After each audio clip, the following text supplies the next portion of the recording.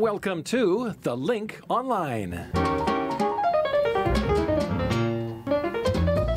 Hello once again, I'm Mark Montgomery, along with the regular crew of Lynn Desjardins. Hello there. Lavon Savunts. Hello there. Marie-Claude Simard. Hello there. And in the control room, Chantal Saint-Sauveur.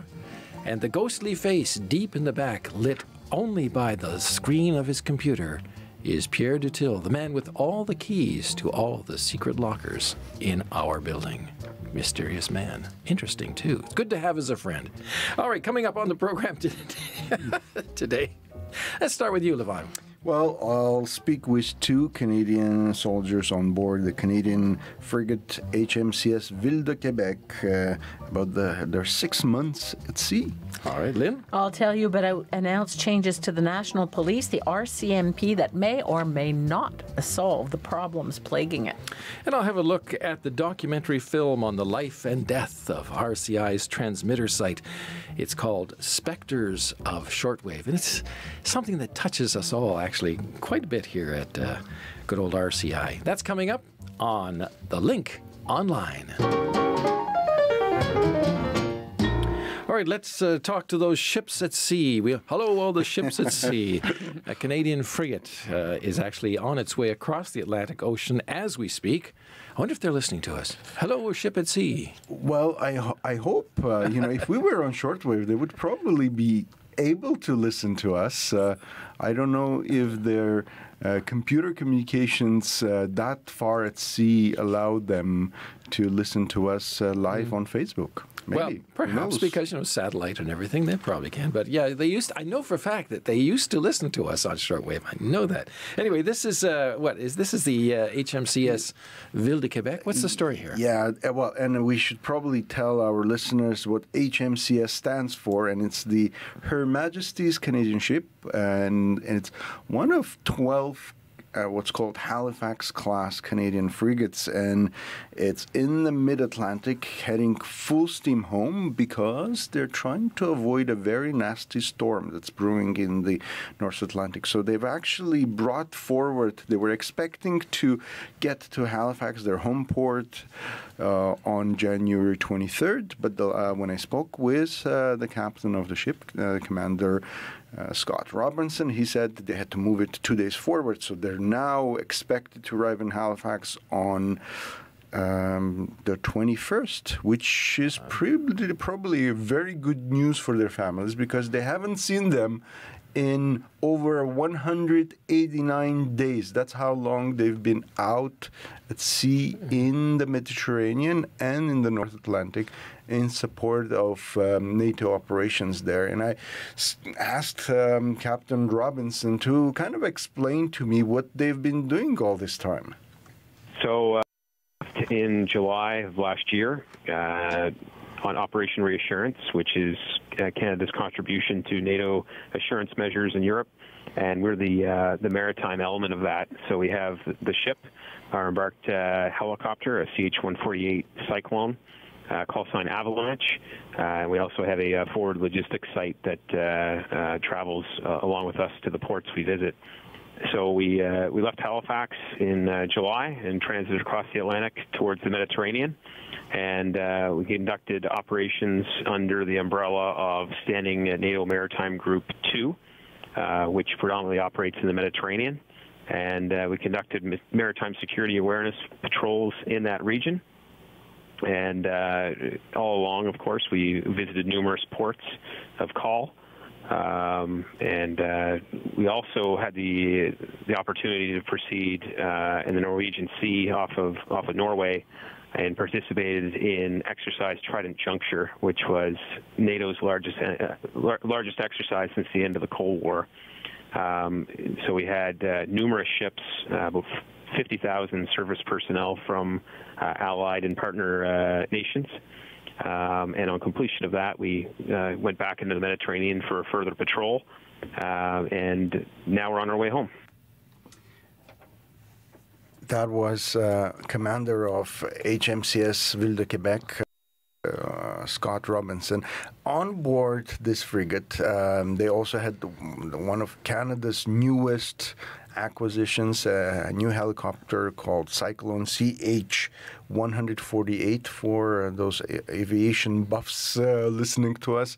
And this was their first operational deployment. So the Canadian military has been using these helicopters for a few years now, but this was the first time they actually deployed with it out in the sea. And I spoke with Major Eric Wagelin, who is the commander, he's called the air officer on board HMCS Ville de Québec, and he kind of explained what they have accomplished in this 6 months. The first operational deployment of the Cyclone, it went incredibly well. This is not the first embarkation of the Cyclone. We've been operating the Cyclone for almost 8 years now. So we've gone through a test and evaluation process, and we've sort of made baby steps to get to where we are, where we could start running. This being the first operational deployment has been very good. We were able to build on the successes of the planning that we had put in place. And this is obviously the first opportunity to use the aircraft over an extended period of time. So 6 months, we've done 500 hours of flying. Actually, right now, the aircraft is airborne on a sortie, and we'll cross the 500-hour mark. So that's something that's unprecedented in our community. We've not flown the aircraft that much until today.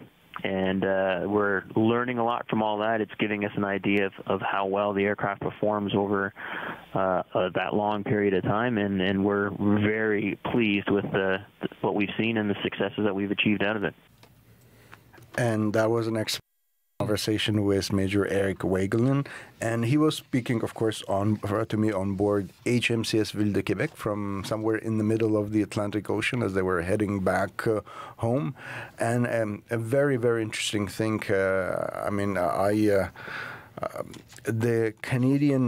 HMCS Ville de Québec, I got to see it from shore when I was in Norway covering Trident Juncture. So it was kind of interesting to talk to them, and they explained to me that they were actually playing quite a significant role because the Canadian frigate was the commander of the force protection in their kind of anti-submarine warfare. So it was they were responsible for, guarding against enemy submarines in this exercise. Anyone who's interested in the Royal Canadian Navy and in Navy in general, I would probably find this interviews quite interesting. My interviews, of course, are quite much longer than the text or the little excerpts that we play, and some interesting stuff from the Captain Robinson was talking about also visiting all these various ports in 12 ports on 3 continents, getting to see ancient Carthage. Some of the ship crew also visited Jerusalem on their call to the port of Haifa in Israel. So they got to have a bit of sightseeing and do a bit of NATO business. There's one thing that if you scroll down on the story there, the helicopters firing flares, people may not understand what that is. It's not just for show, right? Just explain what that part is to people who may not know. This is kind of a part of the helicopter's defense.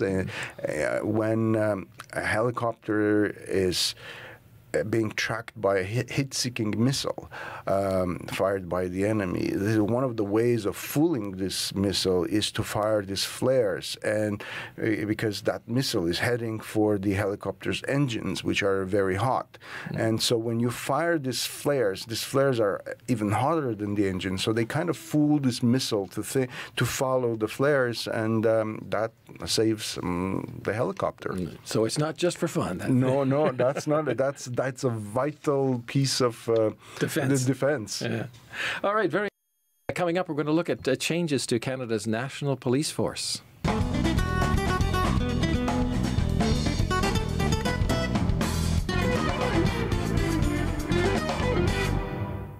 All right, Canada's National Police have made headlines many times over the last decades, and the news has not always been very good. This week, the government announced changes to the RCMP that it says will improve the management of the force and some of the things that are perhaps wrong with it. Then you looked at this. I did. The Canadian government announced that it will create an external board of advisors to improve management practices of the RCMP. And in addition to that, independent investigators will be hired to deal with internal complaints of harassment and bullying, some of it of a sexual nature. So to find out more about all of this, I contacted a longtime observer of the force. Michael Kempa is the Director of Criminology Department at the University of Ottawa. The RCMP has been Canada's most recognizable and iconic policing institution. It's one of the first things that pops to people's minds overseas when they think of Canada is the famous red serge that the RCMP wears. However, despite the positive international image, the RCMP has had one scandal after another for the last 15 years. There were confirmed instances of bullying, harassment, and sexual harassment of mostly female members within the police service. There was huge mismanagement of pension funds that led to the disappearance of millions of dollars and a public inquiry. There were allegations and confirmed instances of abuse of authority and cover-up of the RCMP where citizens were injured improperly at their hands. And there were many cases where there were allegations of political interference on the part of the federal government meddling in the management of the RCMP inappropriately. So for 10 or 15 years, the hits have just kept coming, and there's been a bit of a crisis in Canadian public perceptions of the RCMP and also in the morale of the police service itself. In a democracy like Canada, why is it important that there be no political meddling with the National Police Force? It's so important because the police must always have complete independence in how they carry out their day-to-day functions because they are the impartial enforcers of the law and maintainers of social order. They can never maintain a social order to suit the interests of any particular political group. What was very unusual nationally and internationally about the RCMP is that the commissioner, the head of the police organization, is his or herself, in fact, a deputy minister in the public safety ministry of the federal government who answers directly and uniquely to the Minister of Public Safety. This is wildly inappropriate and a very strange way to set up a police organization. It's not how we do it across Canada at the municipal level. You know, chiefs of police certainly don't answer uniquely and directly to the mayor, for example, and it should not be the way we do it at the federal level. So what was just announced? The announcement is to basically break that tie, or at least soften it, between the commissioner and the Minister of Public Safety. Up until now, only two people have been responsible for the management of the RCMP, and that's the commissioner and the minister. They're going to create an independent board of management where there'll be, just like in any major corporation or a university or a public broadcaster, any large enterprise, a board of governors that constitute of 13 management, policing, and legal professionals who are responsible for developing the policies and procedure of the police organization to which the commissioner must comply in carrying out the operational side of policing. In essence, if they do it right, that board will be more powerful than the minister in governing the RCMP. If they do it wrong, they'll make that board less powerful than the minister, and I'm afraid they might go in that direction. Professor Kempa says he's going watching very closely when legislation is presented in about 6 months to create this advisory board. He says that if the board is less powerful than the minister, it could be what he calls a bit of a damp squib. That's a firework. I looked it up, a damp squib. So you can imagine that something that looks like a lot but actually doesn't really amount to much. He says governments like to make big, showy announcements, as they did this week, but generally they don't like to relinquish power. So we shall have to see. Yeah, the RCMP has been, what would you call them, the center of some class action lawsuits for things like harassment and so on. And I think, was it not the RCMP that was themselves of, this is not necessarily in the same vein as this, but they were the victim of a gas fraud scam, credit card scam. Was that the RCMP? Because recently, I think it was the RCMP. They went to a gas station, and the credit card they used to pay with the gas was cloned. And so somebody had been charging gas on the RCMP account for thousands of dollars, and it went on for several months before they discovered the accounting thing. So even the police can sometimes be victims, you know. So there you go. All right, coming up in just a moment or two, a story that's near and dear to our hearts.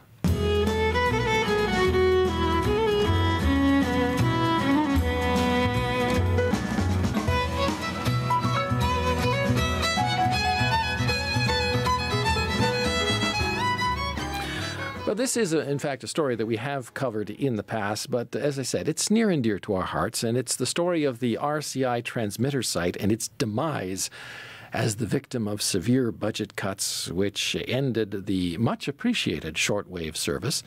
The story was told in a film by Amanda Dawn Christie, a film student then and now a film professor at Concordia University in Montreal. It originally started out as a short art film, but when word came that the shortwave service was to be cut, her project evolved and then involved a full-length documentary telling how the service and the iconic site in New Brunswick and its loss affected all the nearby residents and shortwave fans around the world. And recently I spoke to the filmmaker about this 2-hour production. It's called Spectres of Shortwave. Course, is something, a project that is near and dear to our hearts here at Radio Canada International. But for you, it started out as, well, what did it start out as? It was an art project, and what inspired you? Well, it started, I had done a radio building workshop when I was living in Sackville, New Brunswick, and I built this little toilet paper tube radio, and I picked up Italian radio, and I thought, oh, I did a good job. Turns out I didn't. I was just really close to these big international towers, and some people heard the radio in their sink.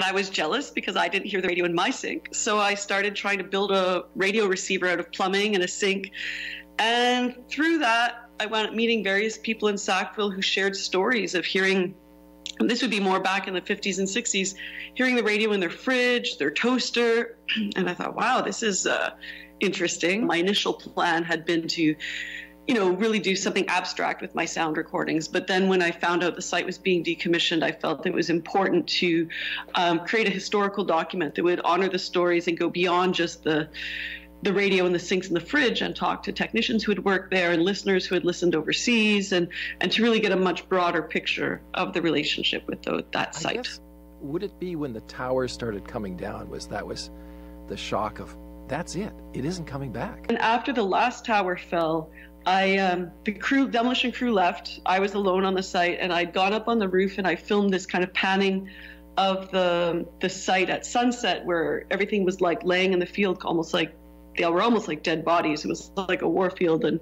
so I panned, and then I come down, load the van, and I was about to leave because I was done. And then it dawned on me, I was like, oh wait, I'm done. I'm never coming back. I felt compelled for some reason. I didn't feel ready to leave. And I walked up to I was by myself. It was quite late at this point by the time I packed my gear, and I walked out to the last tower that had fallen, and I just felt kind of, for some reason, compelled to touch it, almost like a last rites or a laying of hands or something. And at the moment I touched it, I just wept.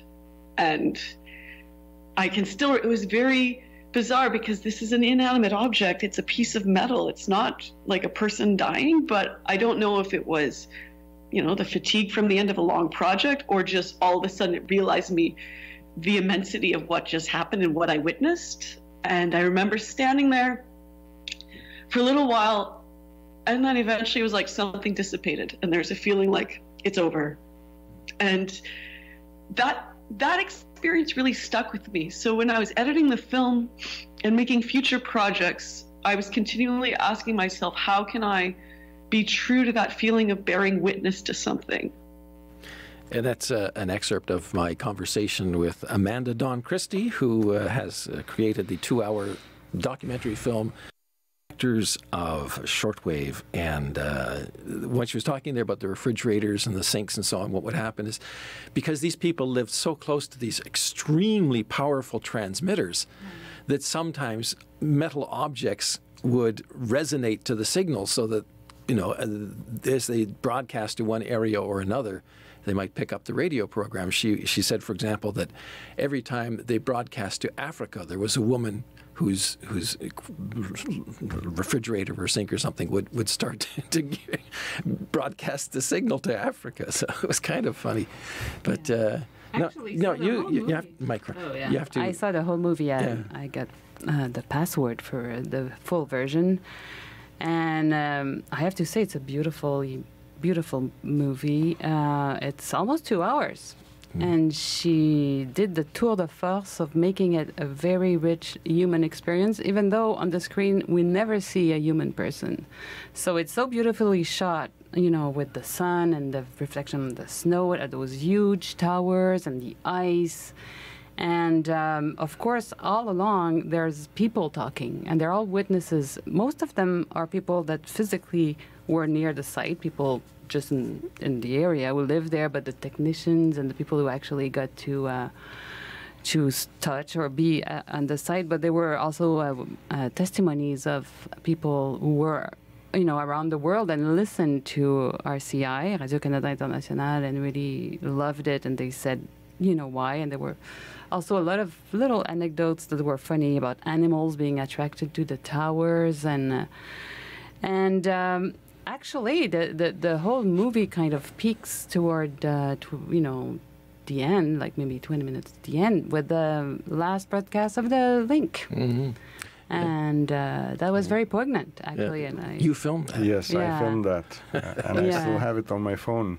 She actually says that when she presents the movie, that's when the people in the room start sniffling, because basically, that was very, it was amazing. very emotional, and frankly, I don't have the heart to see that movie because it's heartbreaking that whole big budget cut that we had, and we lost so many colleagues. It's just terrible. So many colleagues and so many listeners, just people all over it comes the world. across the passion and the talent and the dedication of the people why actually that site was built to carry those messages. So I think she does it in such a beautiful way that you guys should go see it, because that's what art is. It transcends. It makes it even bigger and larger, and because it's only the voice of Mark that we hear, but we also see those beautiful images.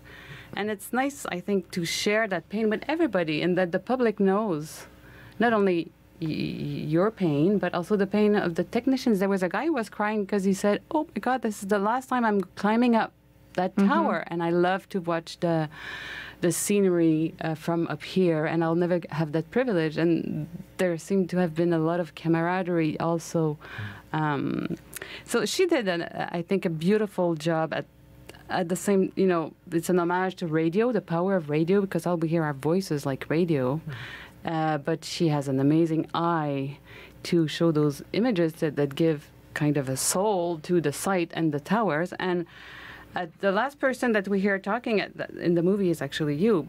But after that, the movie goes on for more than 20 minutes. So basically what we hear is sounds that, because she put contact microphones on the towers, so they become like huge instruments. So after the last human voice that we hear, we see the towers going down.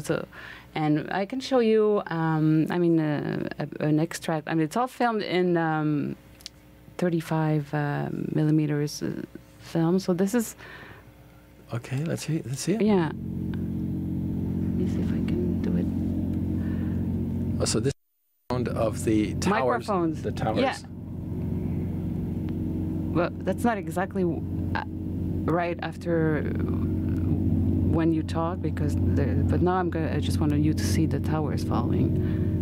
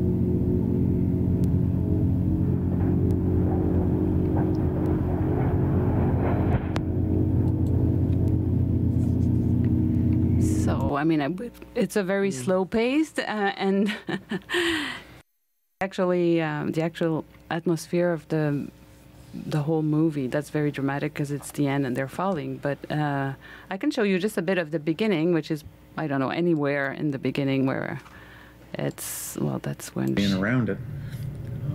And they also get what they call like mark screens. Well, let me go a bit more at the beginning. Shortwave radio, if you go, you can pick it up. No way to block it.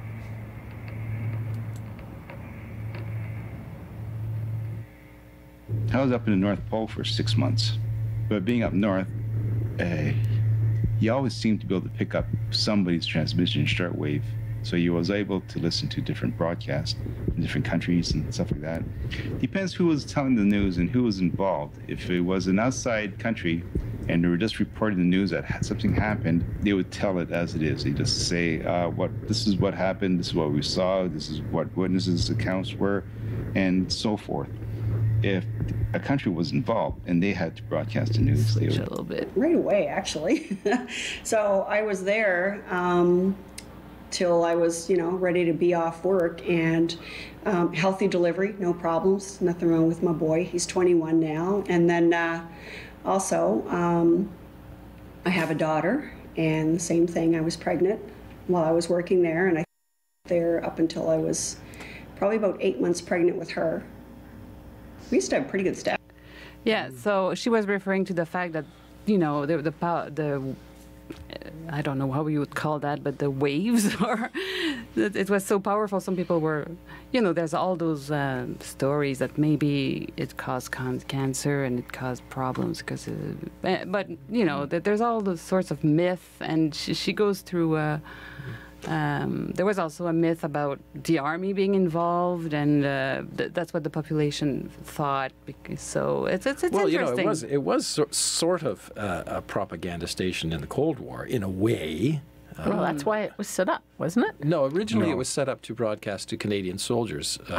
Because overseas in the war, because it started in 1945. And for Canadians abroad, it was very difficult to get Canadian news. Yeah. They get maybe American news or British news or news from France or something, but very little Canadian news. So this was an idea that the government had, says we have to inform them on what's going on in Canada. So that was the original purpose. And then when the war ended, it was to broadcast news and information to the Cold War countries that were occupied, because they weren't getting any legitimate news. So it was an idea to reach out to them through shortwave, because it was at the time difficult to block shortwave. And you worked there in Europe. Yes, as a matter of fact, yeah. But did you guys get to go to Saxville and see the... No, I didn't. No, never. Because I think there were shows also that were done from there. Where? No? Or maybe I'm wrong? No, I don't think. Okay. No. Maybe in better times when we had lots of budgets. But okay. That's the building, by the way. And it's kind of a cool architectural. I think there was a pretty famous architect that was involved in creating that building. I don't know if it's even still there anymore. No, I don't. Actually, I don't know. I haven't seen. There's a story recently about they sold they kept the original transmitter in the building. And it was sort of like an artifact, and it's been taken over by a First Nations group, and they recently sold it. And there was a collector who bought the old transmitter as a historical object. Anyway, that's all the time we have for the show for today. So for Lynn and Levon and Marie-Claude and Chantal and Pierre, I'm Mark Montgomery. Take care until next week. Bye-bye. Bye. Bye. Bye.